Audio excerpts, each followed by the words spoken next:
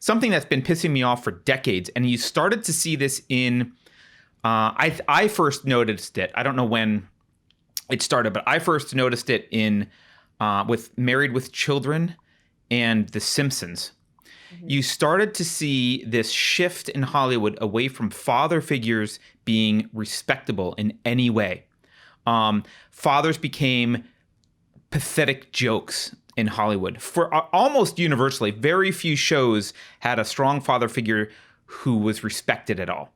And you rewind and look at the old shows like My Three Sons or Leave It to Beaver or Donna Reed or even shows like The Brady Bunch, right?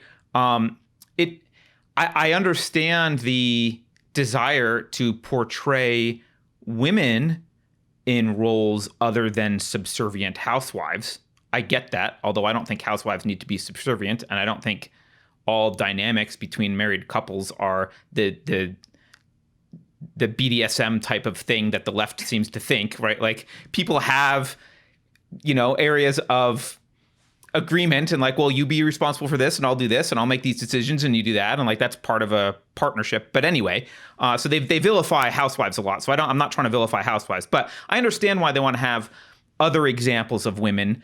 But that's not all they did. They didn't just make Mrs. Huxtable type shows, right? Then what was she, like a lawyer, right? He was a doctor and she was a lawyer. Yeah, they didn't just portray women in a variety of jobs and roles in society and in the family. They also simultaneously started to denigrate men.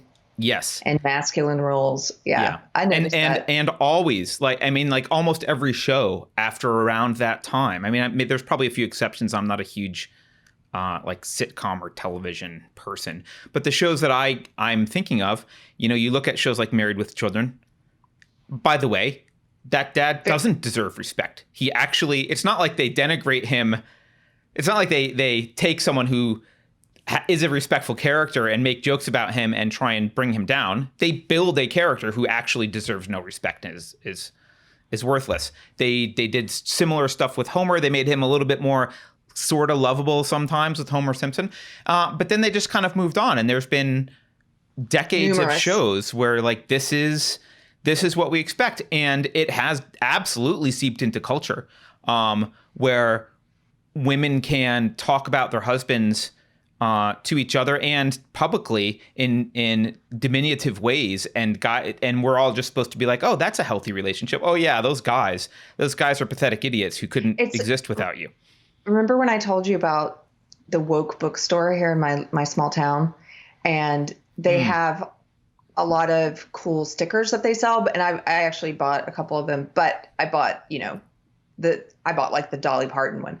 They have other stickers in that same line. And I've seen these at other bookstores too. It's the same company that does all the Ruth Bader Ginsburg stickers and merchandise. Anyway, they have stickers that say it looks like a vial of something liquid, and it says male tears, and it's a woman drinking it. And I mean, they have all this stuff that's very anti-male, and you can't imagine the opposite. I asked one of the cashiers there one day, I was like, do you have the one with female tears and the man drinking? I'd like to buy that one. And they're like, what? No. Oh. I'd like to get the other one. I'm calling the police on you, ma'am. Yeah. So I don't know. They think these things are harmless. They think these things are funny and harmless. Oh, they think they're good. They think they're good. Yeah. But they think they're good because and a lot of, I think, normies will see something like that and not realize what that is. It's like, oh, that's just some little sticker. And it's part of a belief system that they believe it's okay to single out men and attack them and denigrate them and to celebrate drinking male tears because they think men as a class collectively hold power, and therefore it's impossible to be sexist towards men. It's all part of these beliefs. It's not just some innocuous sticker. Yeah. And I mean, I know this way more than I do, but I'll just be the one to bring it up. I mean, a lot of radical feminist literature from the past envisions societies in which men aren't a part of child rearing or even technologically like Necessary. making children like necessary. Men are viewed as, in fact, I think they've done research in schools as well, because most teachers of younger grades are women. Boys are viewed as broken girls. That's how they're viewed. They're viewed as girls with behavioral problems, and that has an effect. And you also have a lot of these guys being raised by single moms who are bitter about the non-existence or the absence of the father figure, often talking crap about how horrible guys are. I mean, and they grow up kind of internalizing all of this stuff. I mean, I know it's a joke to talk about internalized whiteness and blah blah blah, and that is a joke, but people do internalize things, and there's a lot of like this guy Kumal, is that his name? Yeah, Kumal. He's like internalizing sexism against his own sex, is what he's doing. Yeah. That's what that is. Well, I mean, that goes back. I've thought about that before, about how they like to say that people have all kinds of internalized isms, right? So if you're a woman who doesn't adhere to social justice ideology, they say you're internally sexist. Or if you're a black person who doesn't, they say you're internally racist. But I think a lot of that is projection, because the belief system does work to try and internalize sexism and racism in people. It does.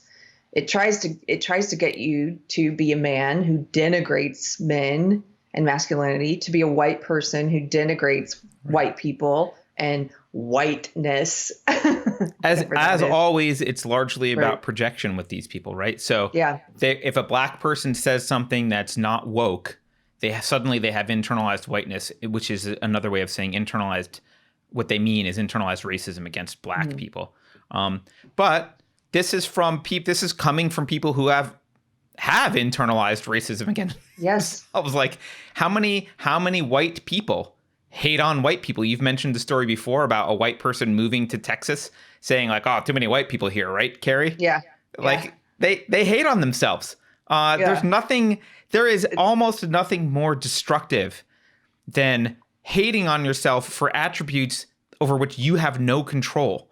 It's one of the most idiotic and harmful things to do, is to run around and being like, I hate myself because of skin color.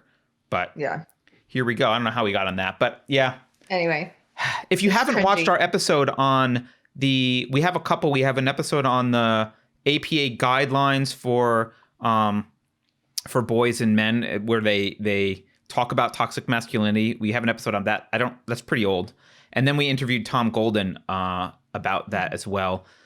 If you're interested in toxic masculinity as a topic, and how this is moving in. Tamara from our book club, Tamara pointed this out, that this moves into therapy and into the psychology. And so you have therapists and psychologists now who have bought into this very toxic belief system, social justice belief system, who are now being told by the APA, hey, when you counsel men or boys, you need to talk to them about their toxic masculinity. Yeah. What? Right. What? Yeah. And so many, I mean, man, we could go on so many tangents. So many boys are also drugged up by the school system, in a sense. I mean, they don't actually prescribe the drugs, but, they're like, well, your 7-year-old is incapable of sitting in a seat and not moving for 8 hours, so there's something wrong with him.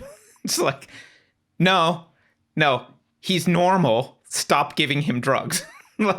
Oh, we need to prescribe something. So the whole, and there are differences on average in temperament between boys and girls. Boys develop more slowly, by the way.